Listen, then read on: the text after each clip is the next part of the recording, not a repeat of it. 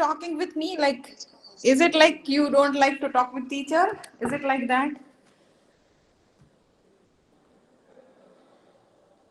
So problems with high answer appama. Unmute Kirin answer appama. So problems. Let us discuss the problem first.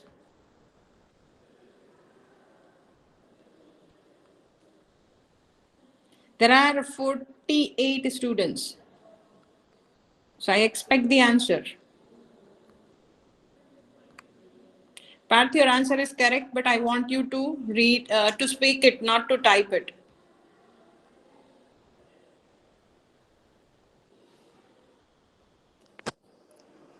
Am I communicating? Are you people listening me?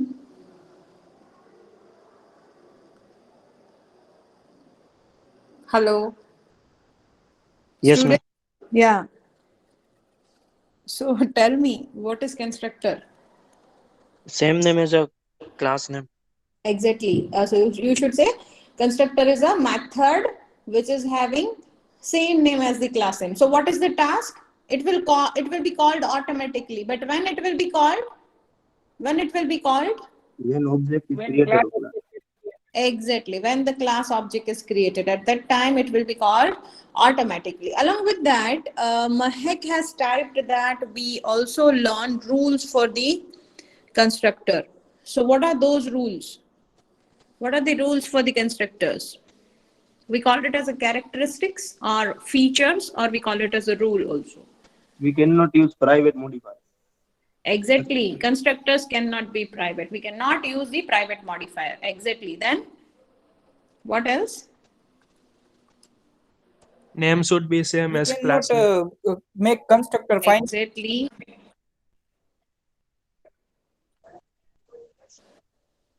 Om, your voice is cracking. Yeah, somebody else was also answering. First thing, it is having same name as the class name. It will be called automatically when object of the class is created. Then it cannot have the private access modifier. So constructors cannot be private. What else? What else? Cannot have written value. Exactly, it cannot have return value. And as it is not having the return value, it will not have the return type also. Fine. Then what else? It can't be abstract. Yeah, we cannot make it final, static, and abstract. Exactly, Om Joshi, that's the correct point, and I can understand the network issue. So these were the few points which we have discussed, and I am happy that almost all the points we are able to recall. Fine. Along with this, we have learned about types of constructors. What are the types of constructors? What are the types of constructors? Default constructor, no argument and parameterized. Beta default is no argument. Both are same. That is the second name. So basically there are two types. Default and parameterized. So you see the first line which says default constructor is also known as no argument constructor. Okay. Right? So both are same. Okay. And then we said like when we create an object, and even if we have not defined the constructor, your compiler automatically adds the default constructor. Right? So you can see here my class and pink color block, first block has been added automatically before main. So it is default constructor, which even if developer has not defined, your compiler is going to add it. Fine. Now, and we have seen the parameterized constructor also. We said like the constructor which is having the argument is known as parameterized constructor. I guess my screen is lagging and I lost it. Let me share it again. So the constructor which accepts the argument or parameter, we call it as a parameterized constructor. And parameters can be different. We can have a constructor with one argument or a constructor with two arguments. And when we are doing so, it's possible. Oh, my present button is freeze. I don't know why. Just give me a second. So I was talking about the arguments or the parameters, right? We call it sometimes as an argumented constructor, or we call it as a parameterized constructor. So it's possible to create a constructor with the arguments or parameters, and in that case, argument type may vary. It can have one argument, it can have two argument, it can have three argument, depends which type of or how many arguments you are providing. So if we have parameterized constructor, your compiler will identify your which constructor to be called at the time of object creation based on the type of parameters, argument type, or you can say based on the number of parameters present in the argument of the constructor, and based on the order, like if we have integer and double, so by what order we are just giving the argument. Based on that, we will be dealing with the argument passing. So as we can have multiple parameters, it is also possible to overload your parameter constructor. So that is called constructor overloading. Is my screen visible? Yes or no? Is my screen visible? Yeah, I guess yes. Okay. So that's called constructor overloading, where we can create the different types. Now, one thing which I wanted to point yesterday and I forgot, that I'm pointing now, that when I say I have a class, and I create an object, we know that we create the object with the help of a new keyword, right? So suppose I have a class student which is having roll number, which is having, so let me create it over here. I have class student, right? And it will have the parameters such as integer roll number,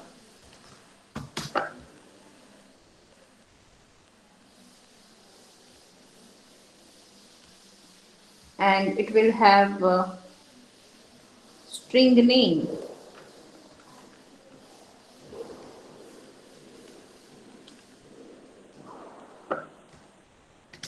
right?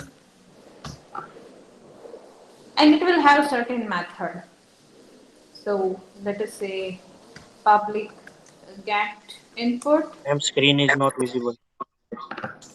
Okay.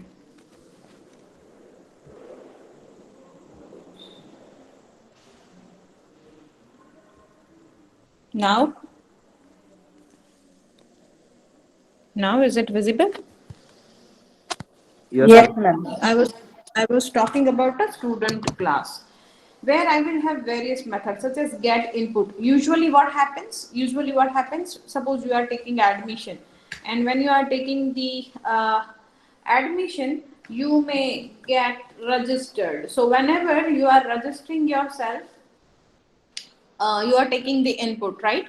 So here it could be a scanner class. And we can read all the values like for roll number and name and address and fees and all, right? So what I was telling is that whenever I have my main method,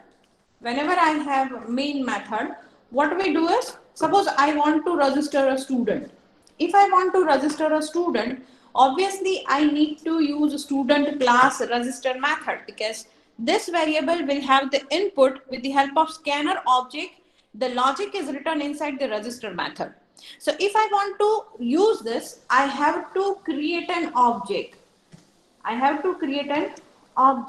Of the class student. This is what we do usually. We create an object and then we call the method using that object. So this is object name, object name dot method you have to write s1 dot register, right? So what it will do, it will call the method. So this is like input. And now suppose this is the real life application. So what you will do, whatever user is entering from the keyboard, we will save in the database using insert query, right? So to add this data with the help of the values taken from the keyboard using scanner class, and to put it in the database for the permanent basis using insert query to be executed in your program, you require certain business logic, certain code line. Let's say 8 or 10 lines are required to do so. So if it is the case, what we will do is, for one student, we will, because at a time we can add one student, right? So for adding the one student, we'll create a one object. So we say student1.register. Student1.register. So what we said, class is a blueprint. Class is a blueprint which describes any real world object. And we said object is an instance of a class. Object is an instance of a class. I know my screen has gone. An object is an instance of class, and that's why if in a real life we are talking about one instance, we're talking about one instance, to use that object, we have to give the memory to that object. We have to give memory to that object. Fine. So what we are doing is we are creating the object. And while creating an object with the help of a new operator, you are calling constructor. Even if you have not defined it, your compiler is going to call the constructor. Suppose I want to add 3 new students. I want to have student information, and today 3 or 30, whatever, let us say today 2 students have got the admission. So if there are 2 more students, what I have to do is I have to call the register method 3 times for second student and third student also. So basic task of your constructor is, whenever I say student1 dot new student s1 is equal to new student, basically the default constructor will be called, right? Default constructor will be invoked, and what it will do, what is the task? It allocates the memory. It allocates the memory to the object. And what is the object? S1 in this case. It allocates the memory to the S1. And now what is S1? What is S1? S1 is an instance of a class student, and it means that S1 carries the roll number and name both. Student 1 may have roll number and name both, right? So while creating an object, what happens is, suppose you are creating student S1 at that time, it will just take memory allocation, right? And that's why it will have, suppose this is the memory space for student S1. I guess my screen share has gone. Okay. Is it now available? Suppose this is the memory space, and if this is the memory space,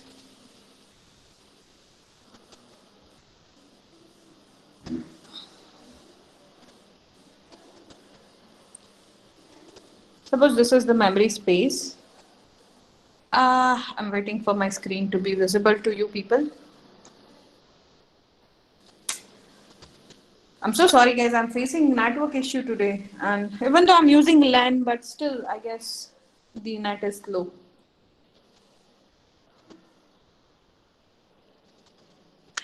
So let me do one thing. Let me rejoin the meeting from my laptop. I'm still connected with the mobile, and I have just disconnected from the laptop. So hang on, have patience.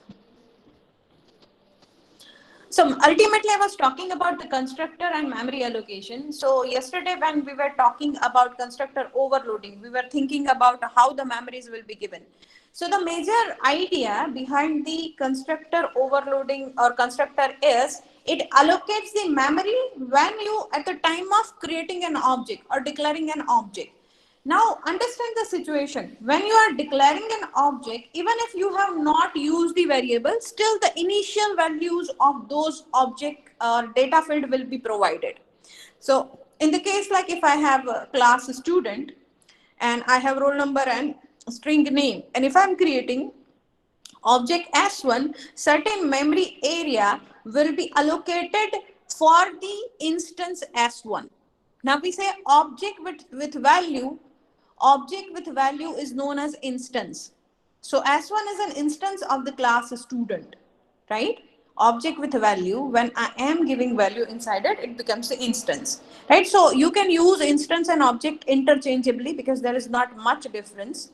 But in short, in when you will learn the advanced Java, at that time we will say instantiation. Instantiation means giving values to the object, right? So object is an instance of a class, and when I'm instantiating object, it means I'm giving the value. And that's why whenever you declare an object with the help of new operator, ultimately you are going to reserve a memory area for that particular object. So in the example which I was writing in a Word file regarding student, and I created 3 objects, S1, S2 and S3. At that time it will allocate the 3 different memory blocks for all 3 objects. So when I say S1 dot roll number, I'm talking about student 1. When I say S2 dot roll number, I'm talking about student 2. When I say S3 dot name, I'm talking about third student's name. And ultimately all these values, whenever you enter the values using the scanner class and assigning it to the variable, ultimately it will be saved inside your main memory. Because we have learned the operating system. I guess you are learning right now, right? You are learning the operating system, right? And I made you to be aware about the fact that whenever a program is in execution, it will be in a main memory, and these programs are known as processes. And you will learn soon operating system chapter number 3, process management, right? Where we say that processes are the program in the execution, and they will be bring from hard disk to the main memory, and certain memory area will be allocated to those programs. So these are called the main memory space. You will have the memory addresses, and when I'm creating the object, ultimately my compiler is requesting operating system to provide the memory location. And that's why we use the constructor, because constructors are used for the memory allocation to the data fields available in the class. Is it clear? What is the working? What is the need? Is it clear, guys? Any question?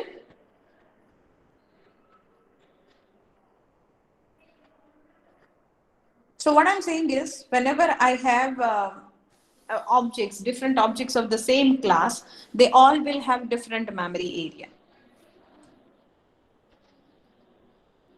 Guys, I'm so sorry. It's like taking a lot to get connected from the laptop due to the network issue. It's not allowing me to get connected.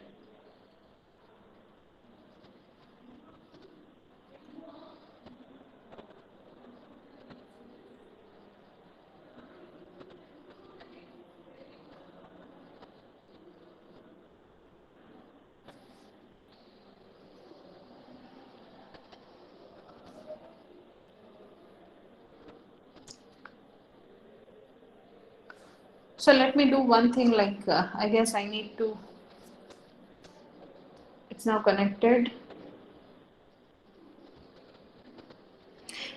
I wanted to show you this memory allocation in this Word file because I want to conduct a topic which is static variables, and for that you need to see this, like you need to check out this. Let me do one thing. Let me try to get it from my mobile. We'll see if it is possible. I'm so sorry. I don't know why, but it is taking a lot.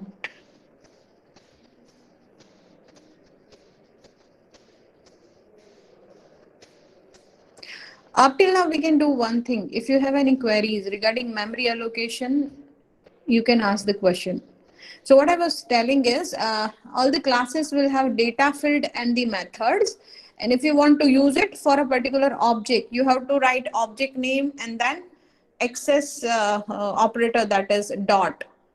S1 dot register. When I say S1 dot roll number, I say S1 dot string. I'm talking about object S1, one student, right? Right?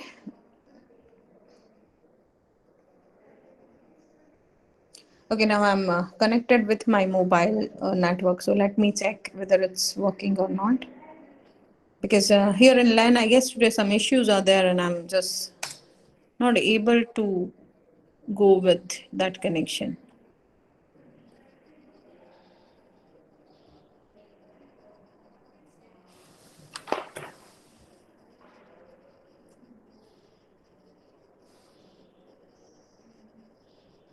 Okay, now it's working pretty much at acceptable level. So I met a few students of your class, and I was just discussing with them regarding your presence on the campus because few were asking like when it will happen. And as I said, that depends on totally government guideline. We can really not give that answer that when you will be allowed to be here. Okay, fine. So now my screen is shared and I guess it's visible, right? So we were talking like when I have an object S1, the memory will be allocated for S1 roll number, right? We know integer takes 2 bytes and S1 dot name, this is for student 1.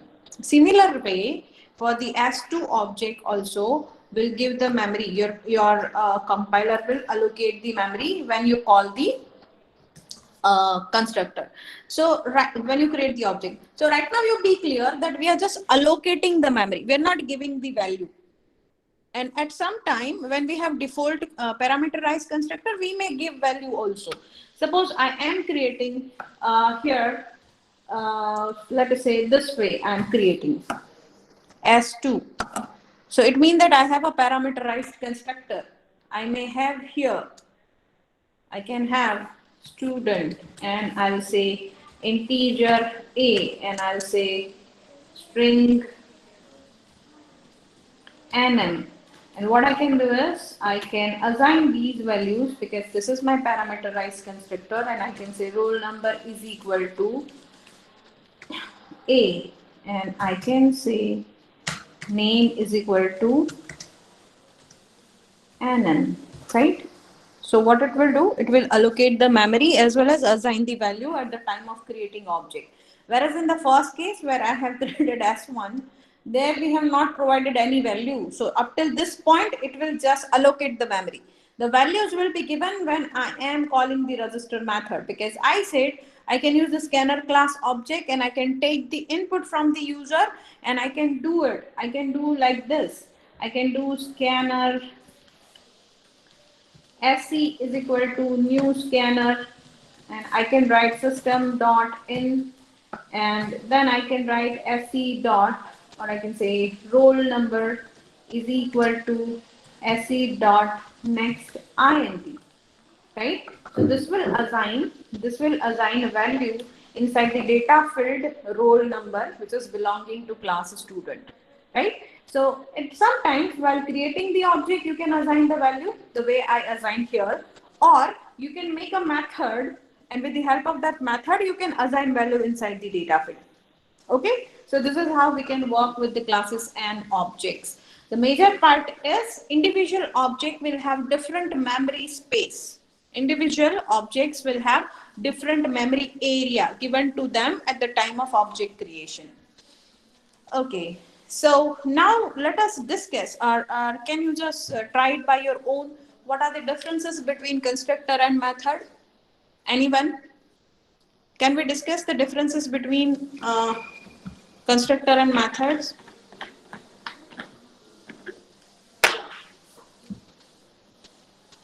What is method? We seen in a previous chapter.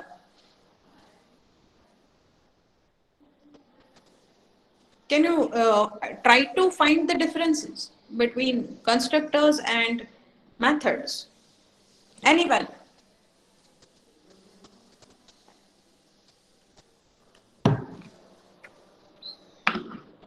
No one?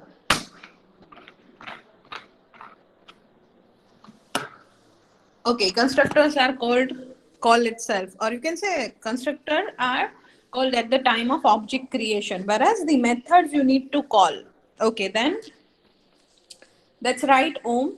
Constructor calls itself at the time of, or automatically will be invoked at the time of creation by your compiler. So it's not like constructor call itself, but we say constructor will be invoked at the time of object creation. And another special thing about the constructor is it is having the same name as class name, which is not the case with methods.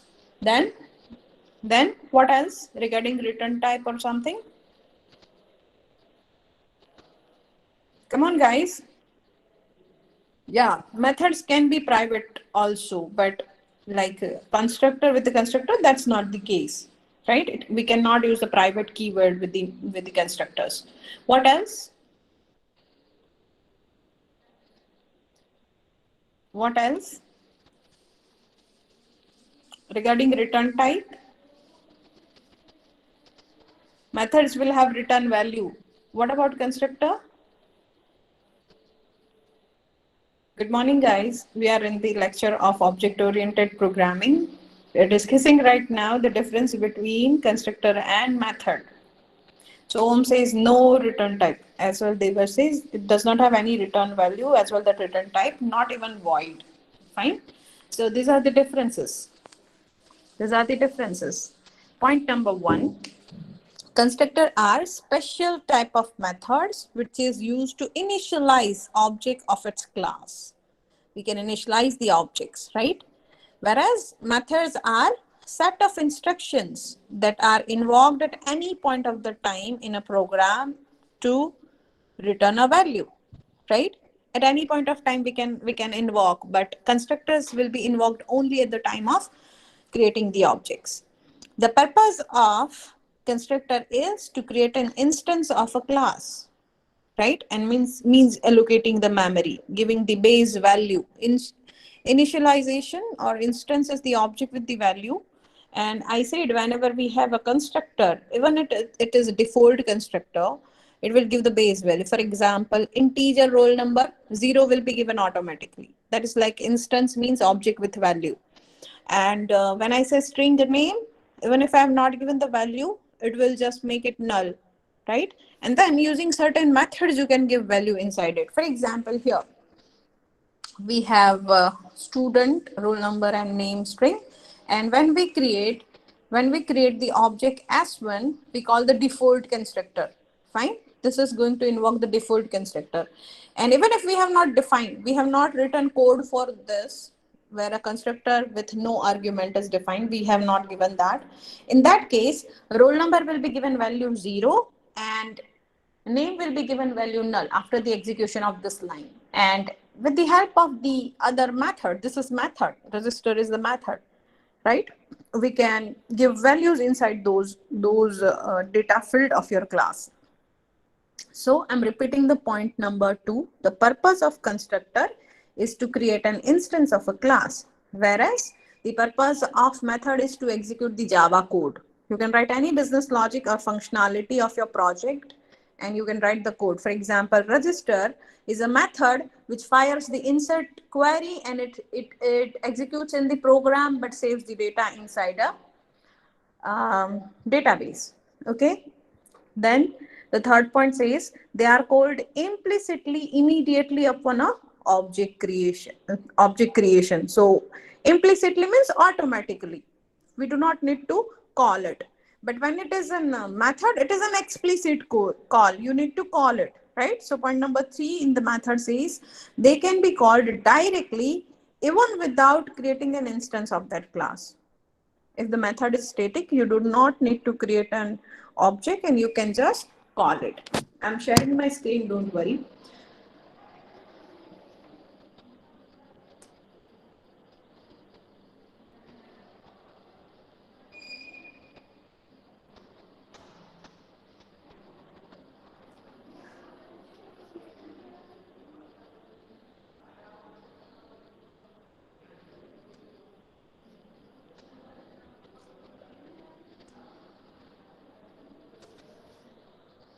So we are at point number 4, which says The constructor are used to initialize the object that do not exist, and whereas the method perform the operation on an already created object, right? Constructors are like initializing the object that does not exist. We are creating at the time of calling a constructor.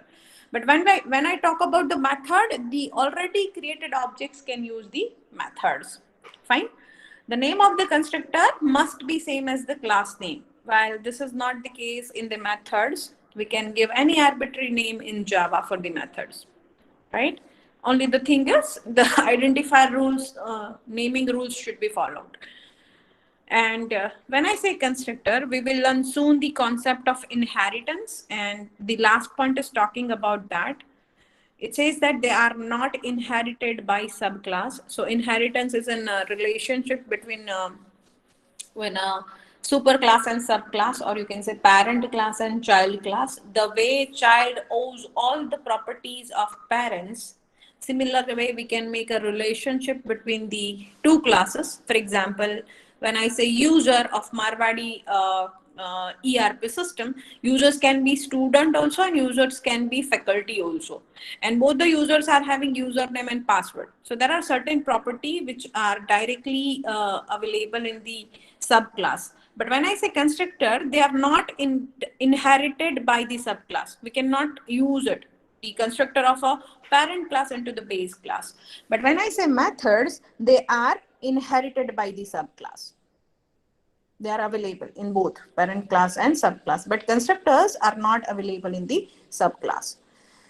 So these are the certain differences between constructor and methods. Anyone having any doubt, any query up till now? You can raise your query if you have.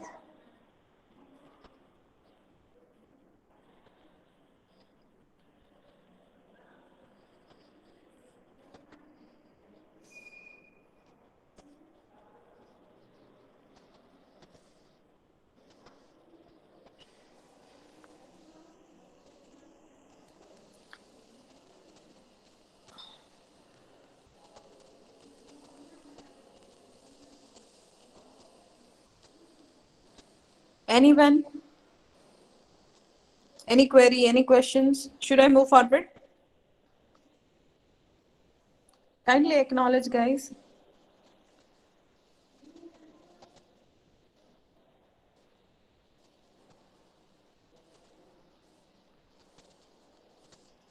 Should I move forward?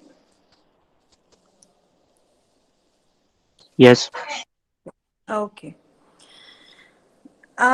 Now we are talking about, an important point, which is like reference variables, or you can say scope of a variable. So now when I say scope of a variable, usually the scopes could be like what are the availability of those variables. And basically when I say reference variable, usually reference variable are used to refer an object. So whenever we are using any object value inside any code, we call it as a reference variable. Okay, so they are like objects, or the reference variable are declared with the specific type, which cannot be changed, because objects are a kind of a variable of its class type. You can see here, whenever we declare an integer a, suppose I am declaring an, when I say integer a, right, at that time what I'm doing is I'm creating a variable of integer type. Similar way, if I say student s, you can see it is the same thing. It is same thing. Here s1 is an object which is of class type. And that's why how we define the classes, we say classes are non-primitive data type, right? Classes are non-primitive data type. And what is non-primitive? Something which is not coming from the basic data type, such as integer, character, double, float. These are Boolean, these are the basic data types. But when I say student, we know that student will have integer roll number, student will have Boolean result, pass or fail. Student will have double result grade. result grade 8.22 GTU result, 4.5 if it is a worst case, right?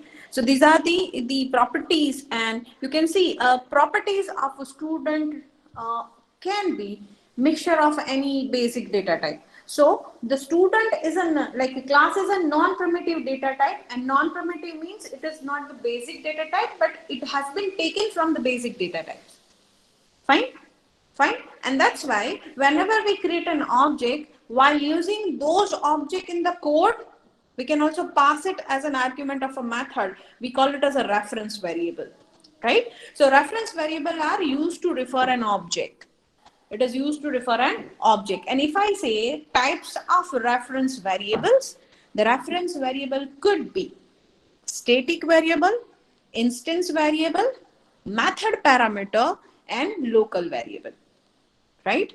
Now, last two we already know. Yes or no? Local variable and method parameter. Can anyone elaborate what is local variable? What is local variable? What is local variable?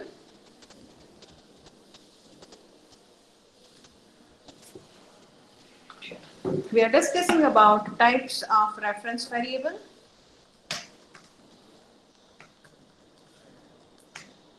From that, the first one is the local variable. So I'm asking you, what is local variable? Any variable which is there in the method, yeah, declared inside a block of the code. Like it could be a method or something, like either if we are, as Devash is saying, declared within a block of a code, that's a local variable. So suppose I have a main method, and I created some line of code, and then I am declaring a variable, right? If I am declaring a variable, in that case, this is called the local variable, because you can see here, it is inside a block. What is code block? The one which is having starting and curly braces. The one which is having the starting and curly braces, we call it as a code block. Now, this could be any method. It could be main, or it could be any other method, and we can declare the variable inside that. Fine. So local variables are the variables which are available inside a block of code, and the availability, the scope of local variable is from this declaration line till the first closing braces. It could be the case that in main we have certain curly braces, we did it, so it will be available from the declaration till first closing line, first closing of that block. This is what local variable mean. Another reference variable type which we have, we call it as a method parameter, and I guess everybody is aware about it. Yes or no? We are talking about the second last. We are talking about second last, method parameter. What is method parameter? What is method parameter? The variables which are given as an argument of any method, we call it as a method parameter. For example, if I have a method integer, or let us say double area, and I say integer a, right? Or I say integer radius, and if I say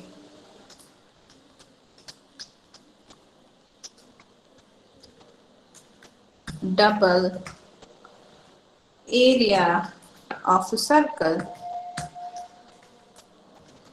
equal to pi r square, right? So 3.14 into radius, right? And if I return this, I'll say return area of a circle. So this is a return value, right? So this is a method. Double area is a method which takes integer radius as an argument, right? And we compute the area of a circle using the equation pi r square. So 3.14 into radius.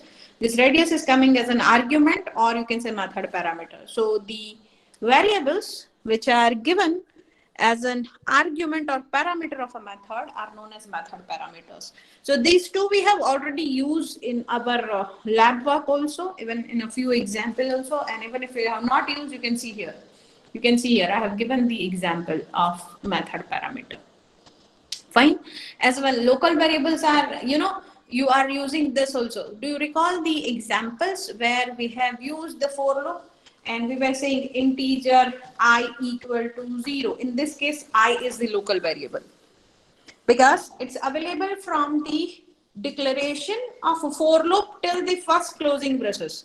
And that's why when we were using two for loops, nested for loops, if you recall the idea, if you recall the code of that, where we have less than or equal to 5 and let's say I plus plus, and then we have first curly braces, and then again we are writing for loop and we are writing integer j is equal to 0, right? So the second for loop, the second local variable is available from the declaration till the first closing braces. So if it is the inner loop, the point from where it has declared till the first closing braces, it is available, right? So this is called the local variables.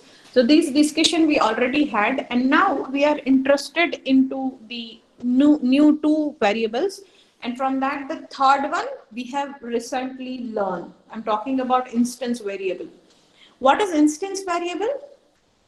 I'm talking about the third type of variable. We call it as an instance variable. So usually the class objects are known as the instance variable, right? So if I recall the example here, student S1 is equal to new student. So S1 is an instance. It's called instance variable. Similar way, if I say student S2 is equal to new S2. So S2 is a variable, but we call it as an instance variable. Is it clear? What is instance variable? Everyone, right? Local variable available within a block of a code. Method parameter, the arguments given to the method. Instance variable are the object which we create, right? So you can see here, the instance variables are also known as the reference variable, because when we create an object, which is an instance of a class, a space is reserved. As I said you, suppose I am creating a student class and I have 3 different objects. So space will be reserved. Space will be reserved inside the memory. And this is heap memory, if you recall the data structure from the 3rd semester. Right? So we say the instance of a class reserves the memory inside the heap memory of your system. And then we assign one object reference variable to another object reference variable. Right? So at that time, when you are using the, getting the value from one object to another object, we are not copying the object, but we are using the reference. So reference variable is pointing to the same memory location. It is giving the reference to the same memory location, and that's why copy is not happening, and we say that it is sharing the same location. This is the discussion which is almost the same like your array creation. If you recall, we said when we pass an argument to the array, we pass the base address of the array. We do not copy,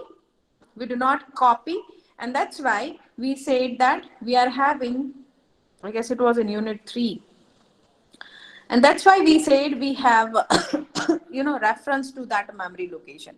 So similar thing happens with the instance variable. When you are going to copy, you are just giving the same memory address. So copy is not happening. Instead, we are just passing the memory address. We are just making a copy of the reference. Fine. So you can see these are the certain things which are related to your reference variable. Usually, reference variable is used to point an object or a value. So we are not talking about different memory location. We are talking about same memory location. And classes, interfaces, arrays, enumeration, and annotations are the reference type in the Java. So whenever I say class, or an interface, even the arrays which we discussed, we call all these variables are the reference variables. So reference variable holds those values of a reference type in a Java. So we are just talking about the memory address. Reference variable can also store null values by default. If suppose you are passing an object and to a method and that object is not initialized yet, then in that case it will store the null values, right? So reference variable can also store the null value by default if no object is passed to a reference. And you can access object members using a reference variable using dot syntax. Using dot syntax. So that's what we did here. We said S3 dot register. Similarly, I can say S1 dot roll number, right? So right now, this is called a reference variable because it's a data field of a class. Fine. So let us see that example. I am going to show you reference demo, how reference variables can be used.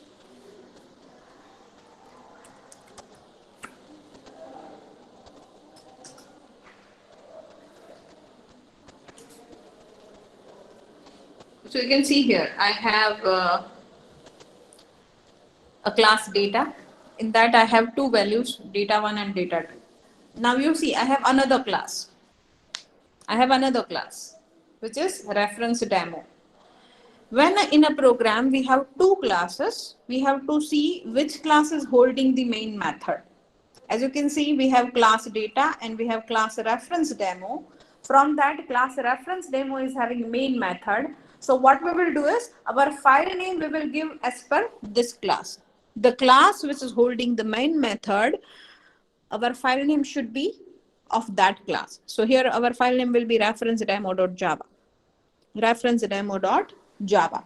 Now, to use these two variables, I have to create a reference variable, or you can say instance variable, right? So reference variable, as you define, you can see here, we define it. Can you see this? The second point, classes and interfaces and arrays are the reference type of variables in the Java. So same thing we are doing here. I'm creating data class object, data D1 is equal to new data. So now D1 is the reference to the class. It is reference to the class. And as the last point says, can you read the last point? Last point says you can access object members using reference variable dot class, right? Reference variable dot. So you can see here D1 dot data1. So when I'm saying D1 dot data1, I'm talking about this variable D1 dot data1 because D1 is reference variable to the class data, and that's why we can use the data field with the help of the reference D1. So D1 dot data field, which is data1, right? Similar way we have data2. You can see here I am creating the another object, and in this case, as this is the instance variable, instance of class D1, and if I'm going to create the another D1, another D2 object, so D2 has to be having the values which are there from the D1. So what I will do is I will just give the reference variable can assign the value. As you see, the first paragraph says what we said.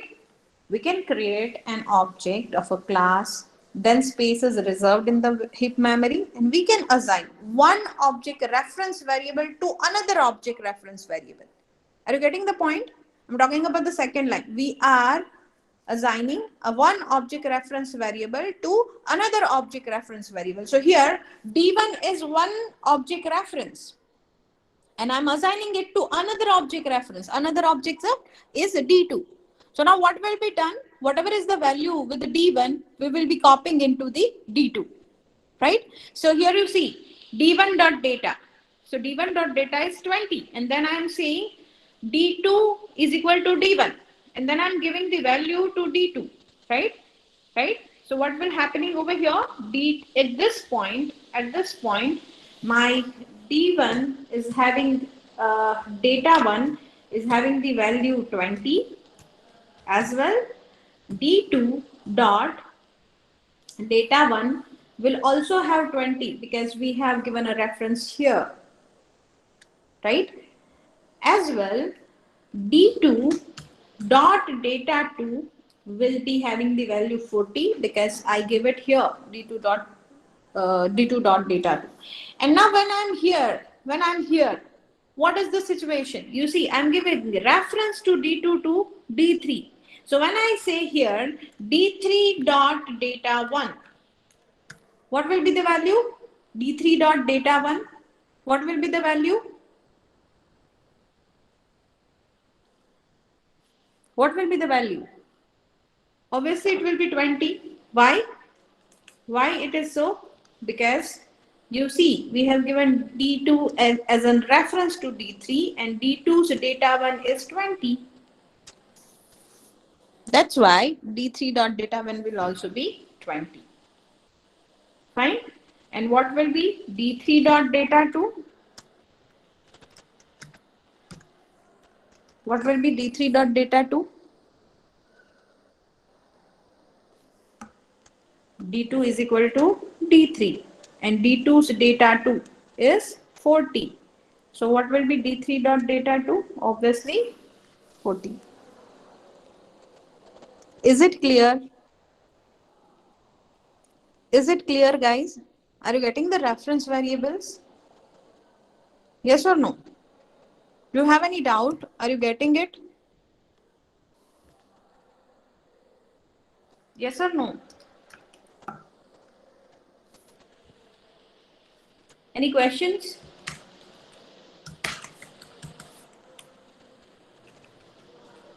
Samjhai say yes or no? Kindly acknowledge, guys. Okay.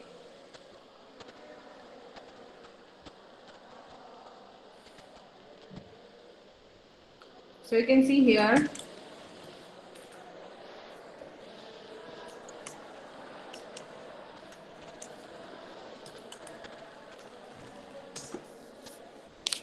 Right? So now we are clear why it is 20 and 40 because we have taken reference of D1 into D2 and reference of D2 into D3. So we are displaying D3 dot data 1 which is ultimately coming from D1 dot data 1 and D3 dot data 2 which is coming from D2 dot data 2.